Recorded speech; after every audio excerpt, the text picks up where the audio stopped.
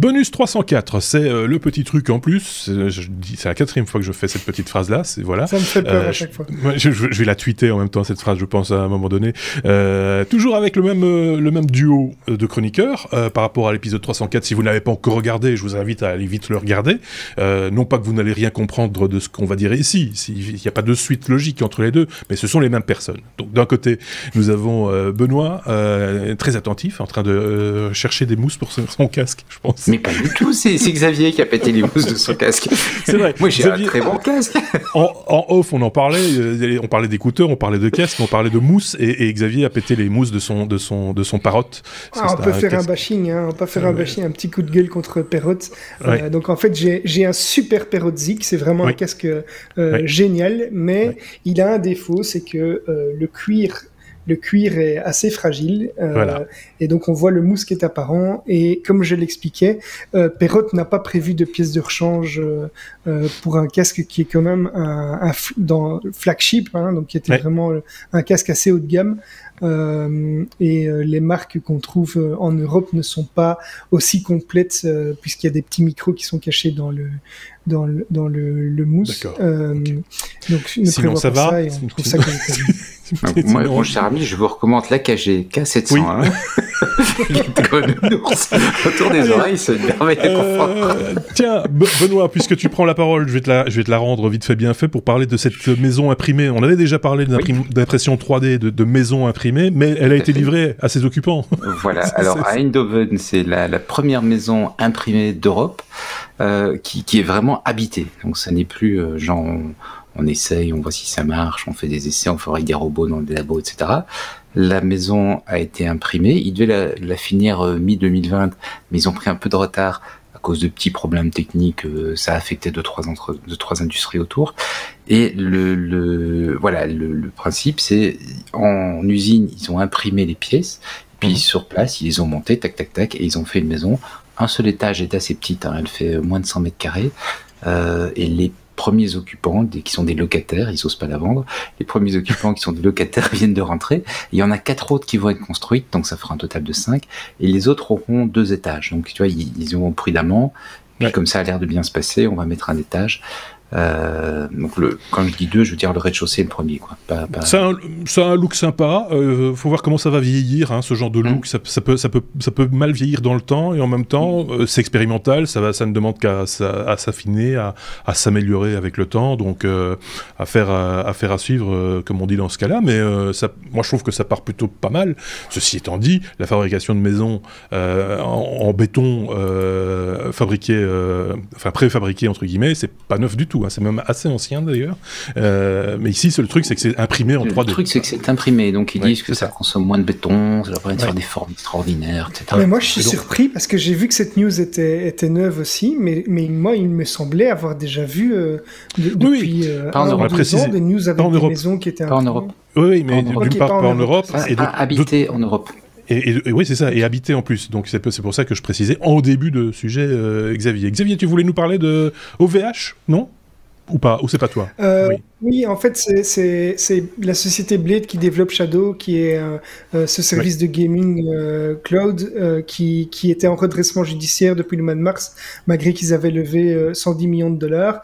Et c'est fait, ils ont été rachetés par Octave Klaba, donc Ubi, qui est le patron d'OVH, après des mois d'incertitude, puisque il y avait plusieurs négociations, il y avait plusieurs personnes, dont Xavier Niel qui s'était porté repreneur. Alors ils vont reprendre l'équipe en grande partie, à l'exception du CTO qui va quitter son poste, donc c'est Baptiste Kempf. Et donc il y a des questions qui sont sous-jacentes à ça, puisque on se demande si les prix vont être conservés, si ils vont continuer à investir dans le développement de la solution. Donc voilà, à suivre. Ok, parfait. C'est emballé, c'est pesé, avec Xavier. Que rajouter ? Rien. On est dans des brèves. Mais tout à fait, mais t'as tout à fait raison, mon bon.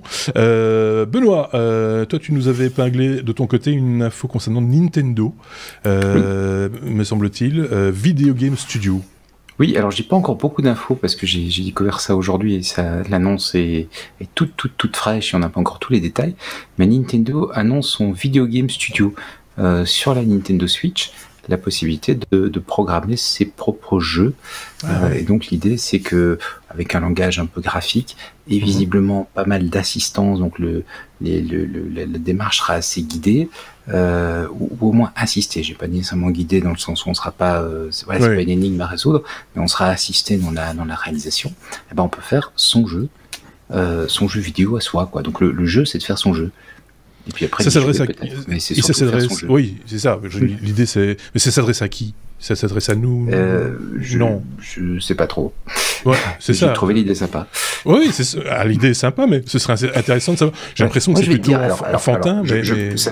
Ça me concerne terriblement parce que quand j'étais gamin,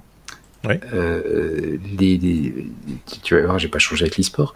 Quand j'étais gamin, peut-être tous les copains qui avaient un ordinateur, c'était pour faire du gaming, etc. Et moi, ça m'amusait pas trop le gaming. Déjà à l'époque, je voulais créer quelque chose avec ma machine, je voulais programmer, je voulais faire des choses comme ça. Et donc, il se peut qu'il y en a d'autres comme moi qui se disent, c'est un peu con cette Switch, les jeux viennent tout seuls, j'aimerais en faire quelque chose, j'aimerais créer avec. Oui. Pas bête. Xavier, je me sens concerné. Alors, je partage cet avis. Et pour ceux qui veulent créer des jeux, on rappelle qu'il y a Scratch. Quand je dis créer des jeux, c'est programmer réellement, puisqu'on peut faire bien d'autres choses que des jeux. Mais donc, c'est une programmation qui a été développée par le MIT, qui est à disposition des enfants, mais pas que, qui est super. Et alors, ce qui est marrant, c'est que dans les visuels que tu as montrés, Marc, à propos de la news ici, on a quelque chose qui me rappelle un jeu auquel moi j'ai joué quand j'étais gamin et que j'ai adoré, qui permettait aussi de construire, entre guillemets, mais sans programmer ces petits jeux, qui s'appelait Tim, The Incredible Machine. Alors, si vous n'avez pas vu ce jeu, essayez de le retrouver en ligne, parce que aujourd'hui encore, je pense qu'il serait encore génial et jouable. C'était un jeu où il fallait atteindre un objectif en utilisant tout un tas d'objets, des ventilateurs, des ressorts, des gants de boxe, des choses comme ça. Et en gros, c'est un espèce de puzzle pour faire il fallait faire une machine pour atteindre un objectif. Et c'était vraiment génial. Il fallait réfléchir et faire plein d'essais. C'était super. Et jouer avec la gravité, avec le vent, il y avait aussi de l'eau. Enfin, il y avait toutes sortes de modules différents, et on arrivait comme ça à faire passer un objet d'un endroit à un autre. Ça existe encore. Il y a d'autres jeux maintenant qui sont développés autour du même concept, qu'on trouve aussi sur téléphone portable, en application. Et c'est vrai que ça fait travailler.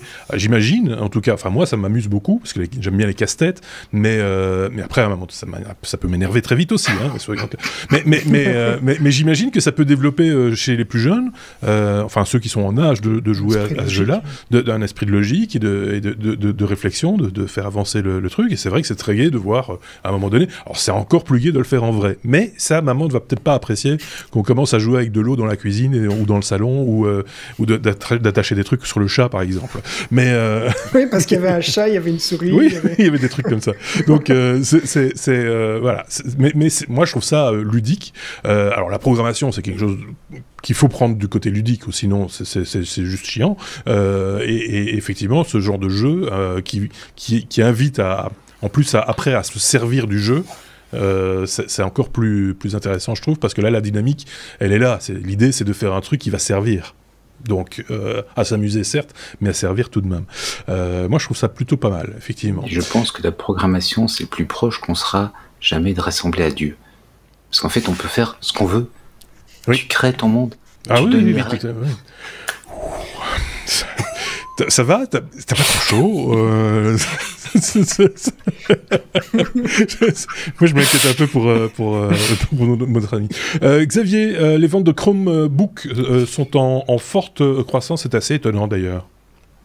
Moi, ça m'étonne pas tellement, en fait. Et c'est un sujet qui m'avait interpellé, parce que je songe sérieusement à en acheter un prochainement pour mon aîné. Alors ici, je vais d'abord vous annoncer la news. C'est les dernières données de la société Canalys qui indiquent que la vente d'ordinateurs et tablettes a fortement augmenté ces 4 derniers trimestres, et de manière consécutive, avec des livraisons qui ont augmenté de 53% d'année en année pour atteindre 129 millions d'unités en 2021. Les ventes ont fortement augmenté avec une croissance pour les Chromebooks au premier trimestre 2021 de 275% et pour les tablettes de 52%. Et alors, juste pour donner encore un petit chiffre, le premier trimestre 2021, HP a vendu plus de 4 millions de Chromebooks et Lenovo est le deuxième avec 3 millions. Et pour les tablettes, c'est toujours Apple qui est loin devant avec 15 millions, alors que Samsung en a vendu 8 millions.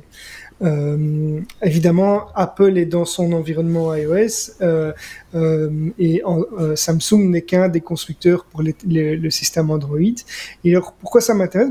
Pourquoi ça ne m'étonne pas? C'est parce que les Chromebooks, en fait, qui, pour rappel, sont ces laptops qui utilisent le Chrome OS. Donc, c'est un environnement où tout se passe dans un navigateur. Finalement, c'est comme si vous étiez dans Chrome, mais dans Chrome, on peut installer, on a accès au Web Store et donc on peut utiliser la suite de Google avec Google Drive également comme support, etc. Et en fait, aux États-Unis, il y a déjà énormément d'étudiants qui utilisent les Chromebooks. Et en Belgique, on a eu des investissements qui ont été faits par... je sais que c'est le cas pour la communauté française, je ne sais pas si c'est le cas pour la Flandre, mais pour la communauté française, ils ont donné des subsides pour les écoles et il y a pas mal d'écoles qui ont acheté des Chromebooks parce que voilà, c'est très simple à utiliser, il y a très peu ou pas du tout de maintenance à prévoir et donc voilà, moi je pense que c'est une bonne solution pour les gens qui veulent faire de la bureautique simple. On pourra pas faire beaucoup plus, mais c'est déjà pas mal. Pour avoir discuté avec le patron de Google Belgique au début du confinement, dans les 3 premiers mois, si je ne dis pas de bêtises, je vous renvoie à l'interview qu'on avait réalisée du monsieur en question.